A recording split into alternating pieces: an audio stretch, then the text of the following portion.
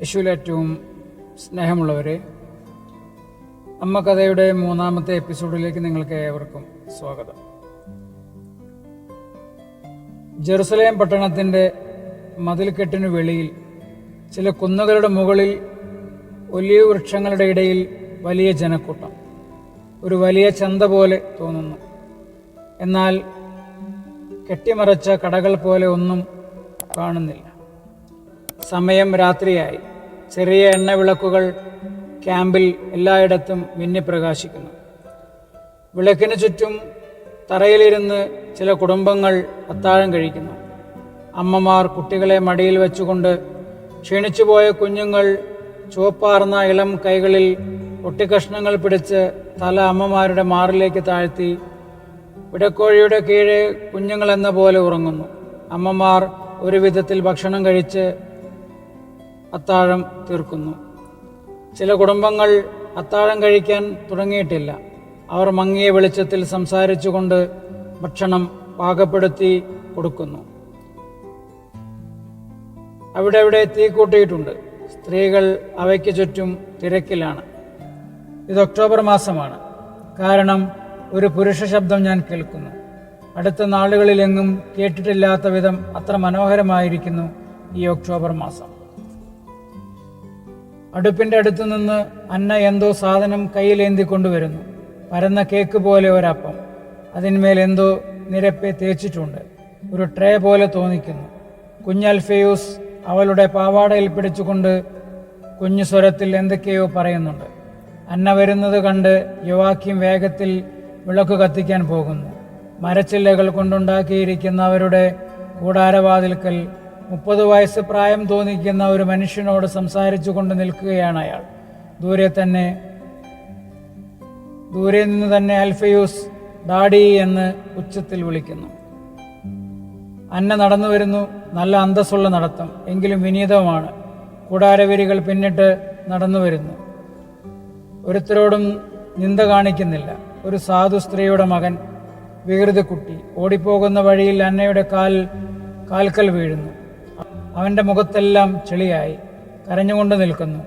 അന്ന അവനെ ശുചിയാക്കി സമാധാനപ്പെടുത്തി അവൻ്റെ അമ്മയെ ഏൽപ്പിക്കുന്നു. ആ സ്ത്രീയാകട്ടെ ഓടി വന്ന് ക്ഷമ ചോദിക്കുന്നു. അന്ന അവളോട് പറയുന്നു, ഓ സാരമില്ല, അവനൊന്നും പറ്റിയില്ലല്ലോ, അത് മതി. മിടുക്കൻ കുട്ടി. അവന് എത്ര വയസ്സുണ്ട്? 3 വയസ്സ്. ഏറ്റവും ഇളയവൻ്റെ മൂത്തവനാണ്. താമസിയാതെ ഒരു കുഞ്ഞു കൂടെ എനിക്കുണ്ടാകും. എനിക്ക് 6 ആൺകുട്ടികളാണുള്ളത്. ഇനി ഒരു പെൺകുട്ടി കൂടി വേണമെന്നാണ് എൻ്റെ ആഗ്രഹം. ഒരു പെണ്ണെന്ന് പറഞ്ഞാൽ അമ്മയ്ക്ക് ഒരു വലിയ അനുഗ്രഹമാണ്. അത്യുന്നതൻ നിന്നെ എത്ര അധികമായി അനുഗ്രഹിച്ചിരിക്കുന്നു. അന്ന നെടുവീർപ്പെട്ടു. സ്ത്രീ പറയുന്നു, ഞാൻ ദരിദ്രയാണ്. ശരി, എന്നാലും ഞങ്ങളുടെ കുട്ടികളാണ് ഞങ്ങളുടെ സന്തോഷം. മുതിർന്നവർ ഇപ്പോൾ ജോലിക്ക് സഹായിക്കുന്നുണ്ട്. ആ സ്ത്രീ ചോദിക്കുന്നു, നിങ്ങൾക്ക് എത്ര കുട്ടികളുണ്ട്? അന്ന പറഞ്ഞു, ഒന്നുമില്ലേ? ഈ കുട്ടി നിങ്ങളുടേതല്ലേ? അല്ല, അവൻ ഞങ്ങളുടെ അയൽവാസിയുടേതാണ്. അവനാണ് എൻ്റെ ആശ്വാസം. നിങ്ങളുടെ മക്കൾ മരിച്ചുപോയതാണോ? അതോ എനിക്ക് മക്കൾ ഉണ്ടായിട്ടേയില്ല? ആ സ്ത്രീ സഹതാപത്തോടെ നോക്കുന്നു. അന്ന ആ സ്ത്രീയോട് വിട പറഞ്ഞ് കൂടാരത്തിലേക്ക് പോകുന്നു. യോവാക്യീം കുറെ കാത്തിരിക്കേണ്ടി വന്നു അല്ലേ? വഴിയിൽ വെച്ച് ഒരു സാധു സ്ത്രീയുമായി സംസാരിക്കുന്നിടയായതുകൊണ്ടാണ്. 6 ആൺകുട്ടികളുള്ള ഒരമ്മ. ഒന്ന് ഓർത്തു നോക്കൂ, താമസിയാതെ തന്നെ ഒരു കുട്ടി കൂടി ജനിക്കും. യോവാക്യീം ദീർഘശ്വാസം ഉതിർത്തു. അൽഫയൂസിൻ്റെ പിതാവ് അവനെ വിളിക്കുന്നു. പക്ഷെ അവൻ പറയുന്നു, ഞാൻ അന്നയുടെ കൂടെ താമസിച്ചുകൊള്ളാം. ഞാൻ അവരെ സഹായിക്കും. എല്ലാവരും ചിരിക്കുന്നു. അവൻ അവിടെ നിന്നുകൊള്ളട്ടെ. ഞങ്ങൾക്ക് അവനൊരു ശല്യവും ചെയ്യുന്നില്ല. നിയമം അവന് ബാധകമായിരിക്കില്ലല്ലോ. ഇവിടെയായാലും അവിടെയായാലും അവനൊരു കുഞ്ഞു പക്ഷിയെപ്പോലെ തിന്നുകൊണ്ട് നടന്നുകൊള്ളും. ഇവിടെയായാലും അവിടെയായാലും അവനൊരു കുഞ്ഞു പക്ഷിയെപ്പോലെ തിന്നുകൊണ്ട് നടന്നുകൊള്ളും. ഇങ്ങനെ പറഞ്ഞുകൊണ്ട് അന്ന അൽഫയൂസിനെ മടിയിലിരുത്തുന്നു. അവനൽപ്പം കേക്കും പൊരിച്ച മത്സ്യമാണെന്ന് തോന്നുന്നു. അത് കൊടുക്കുന്നതിന് മുമ്പ് എന്തോ ചെയ്യുന്നുണ്ട്. മുള്ള് മാറ്റിക്കളയുകയാണെന്ന് തോന്നുന്നു. ഭർത്താവിന് ആദ്യം ഭക്ഷണം കൊടുത്തു. അവൾ അവസാനം ഭക്ഷണം കഴിക്കുന്നു. രാത്രിയിൽ നക്ഷത്രങ്ങൾ കൂടിക്കൂടി വരുന്നു. ക്യാമ്പിൽ വിളക്കുകളും പിന്നീട് സാവധാനം വിളക്കുകൾ പലതും അണയുന്നു. ആദ്യം അത്താഴം കഴിച്ചിട്ട് ഉറങ്ങാൻ തുടങ്ങുന്നവരുടെ വിളക്കുകളാണ് ആദ്യം അണയുന്നത്. അതുപോലെ തന്നെ ഇരമ്പലും സാവകാശം കുറഞ്ഞു വരുന്നു. കുട്ടിയുടെ ശബ്ദം കേൾക്കാനേയില്ല. മുലകുടി മാറാത്ത ഏതാനും കുഞ്ഞുങ്ങൾ മുലപ്പാലിനു വേണ്ടി ആട്ടിൻ കുഞ്ഞുങ്ങളെപ്പോലെ ശബ്ദമുണ്ടാക്കുന്നതൊഴിച്ചാൽ രാത്രിയുടെ നിശ്വാസം എല്ലായിടത്തും എല്ലാവരെയും മേൽ വീശി വേദനയും ഓർമ്മകളും പ്രതീക്ഷകളും വിഷമങ്ങളുമെല്ലാം മറക്കുവാൻ ഇടയാക്കുന്നു. അവസാനം പറഞ്ഞവ രണ്ടിനെയും ഉറക്കം നീക്കിക്കളയുന്നെങ്കിലും സ്വപ്നങ്ങളിലൂടെ അവ വീണ്ടും പൊന്തിവരുന്നു. തൻ്റെ കരങ്ങളിൽ ഉറങ്ങുന്ന അൽഫയൂസിനെ താരാട്ടിക്കൊണ്ട് അന്ന യോവാക്കിമിനോട് പറയുന്നു, കഴിഞ്ഞ രാത്രിയിൽ ഞാനൊരു സ്വപ്നം കണ്ടു. അടുത്ത വർഷം വിശുദ്ധ നഗരത്തിലേക്ക് ഞാൻ 2 തവണ വരുമെന്ന്. ഒരു തിരുനാളിന് പകരം 2 തിരുനാളുകളാണെന്ന്. ഒന്ന് എൻ്റെ കുഞ്ഞിനെ ദേവാലയത്തിൽ കാഴ്ചവെക്കാനായിരിക്കും. ഓ യോവാക്കിം, പ്രതീക്ഷയുള്ളവനായിരിക്കൂ. അന്നെ വേറൊന്നും നീ കണ്ടില്ലേ? നിന്റെ ഹൃദയത്തിൽ കർത്താവ് ഒന്നും മന്ത്രിച്ചില്ലേ? ഒന്നുമില്ല, ഒരു സ്വപ്നം മാത്രം. പ്രാർത്ഥനയുടെ അവസാന ദിവസം നാളെയാണ്. കാഴ്ചകളെല്ലാം അർപ്പിച്ചു കഴിഞ്ഞ് നാളെ അവയെല്ലാം ഒന്നുകൂടെ ആഘോഷമായി നമുക്ക് അർപ്പിക്കാം. നമ്മുടെ വിശ്വസ്തമായ സ്നേഹം നിമിത്തം ദൈവം നമ്മുടെ ആഗ്രഹം സാധിച്ചു തരും. എൽക്കാനയുടെ ഭാര്യ അന്നയ്ക്ക് സംഭവിച്ചതുപോലെ നിനക്കും സംഭവിക്കും എന്നാണ് എൻ്റെ വിചാരം. ദൈവം അത് നൽകട്ടെ. സമാധാനത്തിൽ പോവുക. നീ അപേക്ഷിച്ച കൃപാവരം ഇസ്രായേലിൻ്റെ ദൈവം നിനക്ക് നൽകിയിരിക്കുന്നു എന്ന് ആരെങ്കിലും എന്നോട് പറഞ്ഞെങ്കിൽ എന്ന് ഞാൻ ആഗ്രഹിക്കുന്നു. കൃപാവരം ലഭിച്ചാൽ നിന്റെ ശിശു നിന്റെ ഉദരത്തിൽ ആദ്യമായി മറിഞ്ഞു വീഴുമ്പോൾ അത് നിന്നോട് പറയും, നിഷ്കളങ്കതയുടെ ശബ്ദമായതുകൊണ്ട് അത് ദൈവസ്വരമായിരിക്കും. അന്ന അൽഫയൂസിനെ അടുത്തുള്ള കൂടാരത്തിൽ കൊണ്ടുപോയി അവൻ്റെ സഹോദരന്മാർ ഉറങ്ങിക്കിടക്കുന്ന കിടക്കയിൽ കിടത്തി. പിന്നീട് അവൾ യോവാക്കിമിൻ്റെ അടുത്ത് കിടക്കുന്നു. അവര് വിളക്ക് അണയുന്നു. ഭൂമിയിലെ ചെറിയ നക്ഷത്രങ്ങളിലൊന്ന്, അതിലും മനോഹരമായിരിക്കുന്ന ആകാശത്തിലെ നക്ഷത്രങ്ങൾ ഉറങ്ങിക്കിടക്കുന്ന മനുഷ്യരാശിയെ കാത്തുസൂക്ഷിക്കുന്ന കാഴ്ചയാണ്. ഈശോ പറയുന്നു, നീതിമാന്മാർ എപ്പോഴും ജ്ഞാനമുള്ളവരാണ്. കാരണം അവർ ദൈവത്തിൻ്റെ സ്നേഹിതരായതുകൊണ്ട് അവർ അവൻ്റെ സാന്നിധ്യത്തിൽ ജീവിക്കുന്നു. അനന്തജ്ഞാനമായ അവനാൽ പഠിപ്പിക്കപ്പെടുന്നു. അതെ, അവനാൽ പഠിപ്പിക്കപ്പെടുന്നു. എൻ്റെ വല്യപ്പനും വല്യമ്മയും എൻ്റെ അമ്മയുടെ മാതാപിതാക്കന്മാർ നീതിയുള്ളവരായിരുന്നു. അതിനാൽ അവർക്ക് ജ്ഞാനമുണ്ടായി. വിശുദ്ധ ഗ്രന്ഥത്തിൽ നിന്ന് അവർക്ക് കൃത്യമായി ഉദ്ധരിക്കുവാൻ കഴിഞ്ഞിരുന്നു. ജ്ഞാനത്തെ സ്തുതിച്ചുകൊണ്ട് സന്ദർഭോചിതം പാടുവാൻ അവർക്ക് കഴിഞ്ഞു. എൻ്റെ ചെറുപ്പം മുതൽ ഞാൻ സ്നേഹിച്ചതും അന്വേഷിച്ചതും അവളെയായിരുന്നു. അവളെ എൻ്റെ വധുവാക്കുവാൻ ഞാൻ നിശ്ചയിച്ചു. അഹ്റോന്റെ പുത്രിയായ അന്ന ധീരയായ വനിതയായിരുന്നു. നമ്മുടെ പൂർവികന്മാർ അവളെക്കുറിച്ച് പറയുന്നു. ദാവീദിന്റെ വംശജയായ യോവാക്കീം അന്വേഷിച്ചത് സൗന്ദര്യത്തെക്കാളും സ്വത്തിനേക്കാളും കൂടുതലായി നന്മയെയാണ്. അന്നയ്ക്ക് വലിയ പുണ്യമുണ്ടായിരുന്നു. സുഗന്ധവാഹികളായ ഒരു കുലപ്പൂക്കൾ പോലെ അന്നയ്ക്ക് എല്ലാ പുണ്യങ്ങളും കൂടിച്ചേർന്ന ഈ അമൂല്യ പുണ്യം ജ്ഞാനമുണ്ടായിരുന്നു. യഥാർത്ഥ പുണ്യം ദൈവസിംഹാസനത്തിൽ അർപ്പിക്കുവാൻ കൊള്ളാവുന്ന യഥാർത്ഥ പുണ്യം. യോവാക്കീം അങ്ങനെ ജ്ഞാനത്തെ 2 പ്രാവശ്യം വിവാഹം ചെയ്തു. മറ്റേതു സ്ത്രീയെക്കാളും അവളെ സ്നേഹിച്ചു. അഹ്റോന്റെ പുത്രിയായ അന്ന ആഗ്രഹിച്ചത് തൻ്റെ ജീവിതത്തെ നീതിമാനായ ഒരു മനുഷ്യന്റെ ജീവിതത്തോട് ചേർത്ത് വെക്കണമെന്നല്ലാതെ മറ്റൊന്നല്ല. കുടുംബത്തിൻ്റെ സന്തോഷം നീതിനിഷ്ഠമായ ജീവിതത്തിലാണ് അടങ്ങിയിരിക്കുന്നത്. ധീരവനിത ഉടലെടുത്തവളായി തീരുന്നതിന് ഒരു കാര്യം മാത്രം കുറവുണ്ടായിരുന്നു: കുട്ടിയുടെ മഹത്വം. വിവാഹത്തിൻ്റെ ന്യായീകരണം.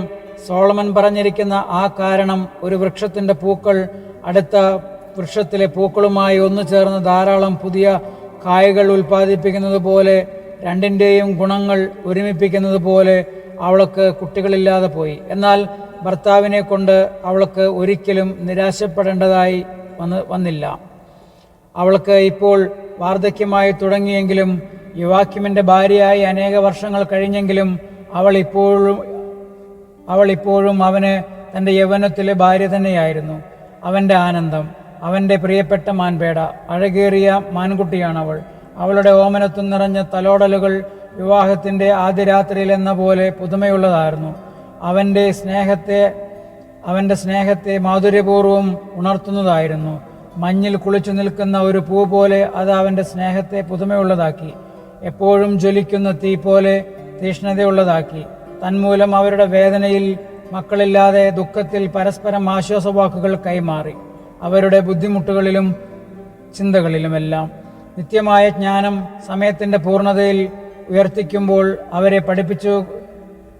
നിത്യമായ ജ്ഞാനം സമയത്തിൻ്റെ പൂർത്തിയിൽ ഉണർന്നിരിക്കുമ്പോൾ അവരെ പഠിപ്പിച്ചിരുന്നത് കൂടാതെ രാത്രിയിൽ സ്വപ്നം വഴിയായും അവരുടെ ആത്മാക്കളെ പ്രകാശിപ്പിച്ചു.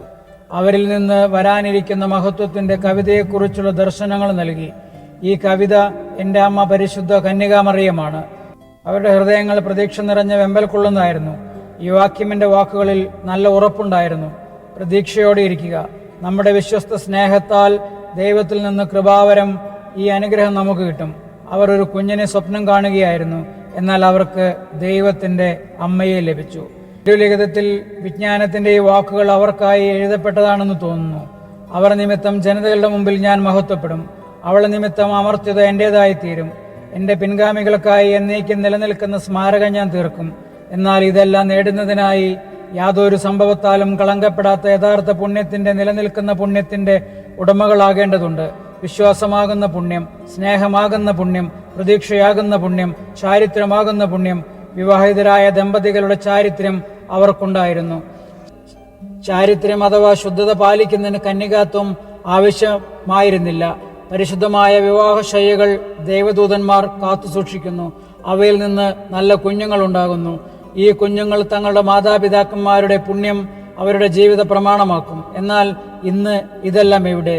ഇപ്പോൾ കുട്ടികൾ വേണ്ടല്ലോ, പരിശുദ്ധിയും വേണ്ട. അതിനാൽ ഞാൻ പറയുന്നു, സ്നേഹവും വിവാഹവും പങ്കിലമാക്കപ്പെട്ടിരിക്കുന്നു. യേശുവിൽ ഏറ്റവും സ്നേഹമുള്ളവരെ, പരിശുദ്ധ അമ്മയുടെ മാതാപിതാക്കന്മാർ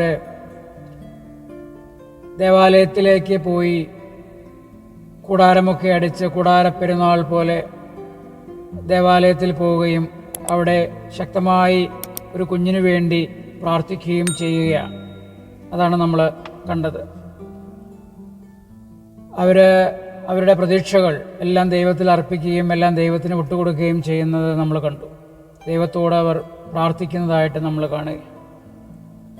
അവരെ സംബന്ധിച്ച്, തൻ്റെ അമ്മയുടെ മാതാപിതാക്കന്മാരെ സംബന്ധിച്ച് യേശു ക്രിസ്തു പറയുന്ന കാര്യങ്ങളും നാം കേട്ടു.